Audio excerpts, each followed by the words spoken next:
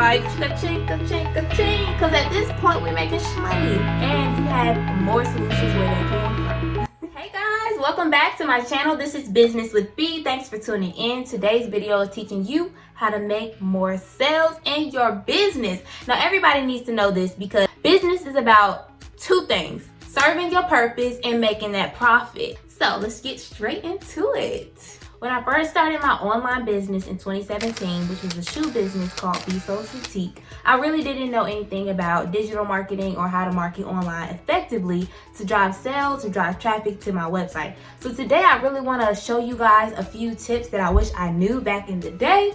And if you're new to entrepreneurship, hopefully these tips actually help you out. So today I'll be talking about a beginner-friendly way to create a sales funnel and how to make it high converting. So I'll be teaching you guys what a sales funnel is, what's the importance of a sales funnel, and how can you implement it in your business by knowing the three main stages of a sales funnel. So if you're looking to make more sales in your business, this is the place for you. Stay tuned to the end so I can give you great resources on what to use to integrate into your business and get these sales funnels popping, okay? So stay tuned. So what is a sales funnel? So a sales funnel, for anyone who's a beginner, is basically a string of events or a series of events that you push an ideal customer through so that they can take action on a specific goal or a specific end result that you have in mind. So an end result could be to purchase a specific item that you have, or sign up for a webinar, or sign up for your email list. So why is it important?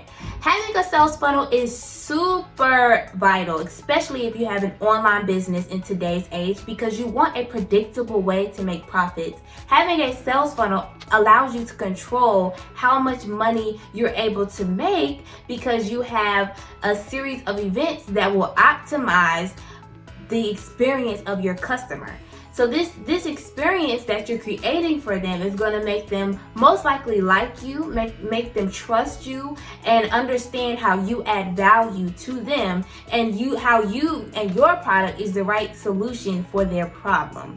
And so that's why you have to have this funnel or this system put in place, because without it, you probably will still be waiting for people just to come to your website and buy something, or you may still be investing in so many Facebook ads and have traffic coming to your actual website, but no one's buying. And that's because you're not directing them anywhere else. You're just waiting for them to purchase. And it usually takes people about 7 to 9 touch points that they have to come in contact with your brand or your business before they even consider buying anything. So this is going to help you to integrate a specific way to make sure that these people know who you are and they like you and want to buy from you. A sales funnel has three main aspects, and that is awareness, consideration, and conversions. So that's a very high level ways to break down a sales funnel. Each stage breaks down into more steps, but for the sake of this video, I'm just going to keep it to those three. So within awareness is you wanting to build visibility. This is where people are getting to know who you are. And being that as I'm recording this right now, we're in a pandemic and most brick and mortar stores are shut down, you have to figure out a way to get people to know who you are without them actually coming in contact with your brick and mortar store. So if you're building your brand and you want people to know and be aware of who you are, you can do that through multiple ways. One way could be by creating blog posts and integrating keywords into those blog posts that people are actually searching. You can also build your social media platforms and build awareness through those and have organic growth. Another very popular way is to use paid advertisements via Google ads or Facebook ads. But as you're creating this content and you're putting out awareness and you're building your awareness, you want to keep in mind your messaging. You want your messaging and your voice of your brand to hit on the pain points of customers. And the reason why is because you want the way that you're speaking to people about your business to resonate with them. If something does not resonate with you, you most likely don't want to interact with that brand. Think about it. Like, people really love the shoe brand Tom's because Tom's is one of those brands that resonates with people's desire to want to give back to the world. If you don't know, Tom's basically has an entire campaign which is like their 1-for-1 campaign, where every shoe that is sold, they'll match it and donate a shoe to someone in need. So that is hitting on someone's pain point and resonating with their desire to want to be a part of a community and give back and have a purpose in life. So you have to know what is your ideal audience's pain points. What do they care about? What do they value? And intertwine that into your messaging so it resonates with them and makes them want to do business with you.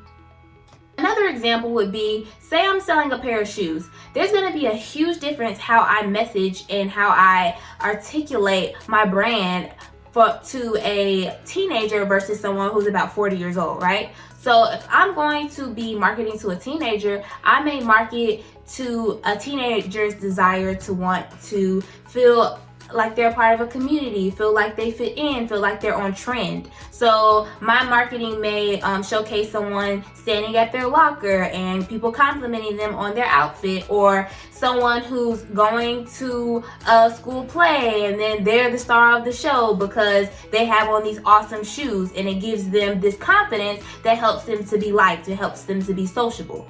But for someone who may be in their early 40s, they may not necessarily desire or have a priority for social aspects and building their social life, whereas they may have more of a priority for functionality. They may care about comfort. They may care about, will I look good but also feel good, right? So you want to make sure that if I was marketing to someone in their 40s, I would definitely make sure I show someone maybe walking through a mall all day and they still feel like they're walking on air, or I see someone at work all day standing on their feet and then they even want to go for a run after they're done working all day. Like, you want to hit on where they are in their life right now so that you could easily and perfectly sell the fact that you are the solution to their problems. So the next stage of the sales funnel is consideration. So this is the point where, okay, now I know who you are, I've seen your brand, and I'm possibly considering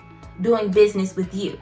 The way that you're able to hone in on your sales funnel to get people to really dive deep into the consideration phase is to create an opt-in. So if you're not familiar with what an opt-in is, basically, other people may call it a lead magnet. It has so many different names, but this is the way that you give out value to people for their information in return. So an example of a lead magnet may be like, you are giving a free PDF tutorial on how to do something, or giving out a checklist on how to do something, or having people sign up for a webinar that's related to your specific industry so they can learn something from it. Now, there's a few key things that you want to integrate in what you give for free. You want this lead magnet to be something that's simple, easy, that addresses an urgent problem that your target audience has, and also creates a result that they can tangibly see. So the reason why you want a result is because this is your first introduction to your specific customer, and they want to be able to know that you know what you're talking about. So this lead magnet needs to demonstrate your expertise, and it needs to show them that you give value, because they're going to want to continue to consume your information if they think that this is something that's valuable. So be sure to make sure that they know that you are the person to go to for their problems, and you have more solutions where they came from. After you have the lead magnet, basically that lead magnet will be placed on a landing page, and that landing page will then allow them to go in, put in their email, their name, their first and last name, maybe their number, and then download the PDF. After that, you'll have a thank you page, and then boom, it's gold. You've hit gold, baby, because now they're on your email list. And the reason why your email is so important is because even if you have 10,000, 100,000 followers on social media, you do not own the rights to your audience's information. So at the end of the day, if the app was if Facebook or Instagram or Twitter or Pinterest or whatever was deleted today, you have no more access to your customers and to your potential customers at that point. Your email list, you own. And the reason why you want to own it is because you'll always be able to reach out to them via email until email just doesn't exist anymore. And that's probably not going to happen soon. You also have the ability to retarget people, meaning you can send advertisements to people who are on your email list directly through Facebook and Google Ads if you set up the correct pixels or you set up the right targeting instruments to do so. And the reason why that's important is because like I said before, it takes about 7 to 9 touch points before someone's actually ready to buy from you. So you may not realize it, but when you're watching TV every day, you most likely didn't realize or pay attention to an advertisement the first time you saw it. But probably by the 10th time you saw it, you knew the little jingle, like 1-800-7-NOW, 1-800-CALL-NOW. Like, you know it now because you've seen it so many times. It's just in your head. So that's why it's important for you to be able to retarget people, because it increases the likelihood that they'll purchase from you as well. The last and best stage of the funnel is conversion. So conversion means to have someone actually buy from you. Now, when you're in the conversion phase, your clients or your customers can have an intention to buy from you. They may be evaluating if they're going to buy from you, or they'll actually buy from you. So having the intention to buy from you may look like someone who has come to your website, they've clicked on a product, they've added it to cart, but then they leave. And you're just like, where are my sales? They're just going so far, they need to go all the way. Like, what is going on? So that's intention. Or evaluation. So evaluation is like, okay, they're checking me out, they've added to cart, but maybe they're still comparing what I have to offer to other companies who are similar to me. And last, they're just buying, and it's like ka-ching, ka-ching, ka-ching, because at this point we're making money. But you want to be able to like really hone in on this part of the funnel, because making sure you're tracking who's doing what at what time is pivotal. Because if you see someone adding to cart, that should have a trigger in your mind to be like, okay, they're super interested. They probably want what I have, but maybe there's just something holding them back. Like maybe they added to cart and then they saw shipping and handling added to the price, and they're like, oh, I'll wait till later. So that's your trigger to be like, okay, maybe if I send them a coupon for free shipping and handling, they'll convert them. Or all of these things are important so that people will actually want to buy from you. Great resources that you can use to integrate all of these stages into your business are MailChimp, System.io, BuilderAll, Kartra, ConvertKit, and so many more.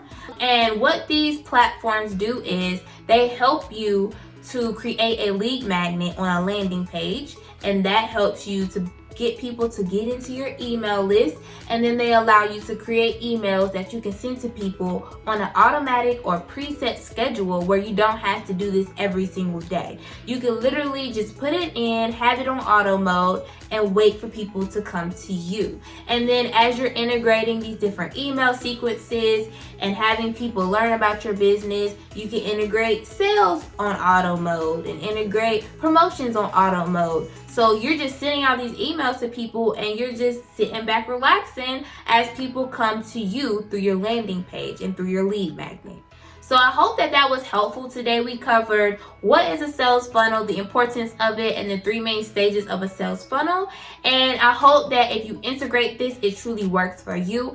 Please comment down below what works for you and any other questions that you have with marketing. Like, what are you trying and what are you not finding successful in your marketing strategies? And I'll definitely try to reply with any information that I have on it. Also, thank you guys for watching and staying to the end. Again, this is Business with Bee, and continue to be the light you wish to see.